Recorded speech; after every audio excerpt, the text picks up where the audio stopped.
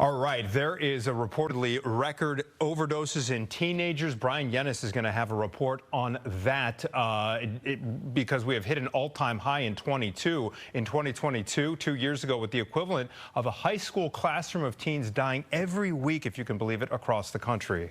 Overdoses are now the third leading cause of death in kids under 19 in the U.S., and particularly in Cook County. We've got a major issue here. I'm going to have more on that coming up in our 5 o'clock hour. But as Anthony said, Brian Yennis, our Fox News reporter, has more on this shocking report. Just lit up a room when he walked into it. If you were fortunate enough to get him to talk, he couldn't stop. Madison Gerchow's 17-year-old brother Xavier died of fentanyl poisoning when he inadvertently took a counterfeit pill laced with a deadly synthetic opioid. He was out with his friends playing basketball. He was sore, so him and his friend decided to split a Percocet. And the Percocet ended up being 1% cocaine and 99% fentanyl. So there was zero trace of Percocet whatsoever. About 22 high school kids, enough to fill a classroom, died every week in 2022 from drug overdoses nationwide, an all-time high, according to a new study published in the New England Journal of Medicine.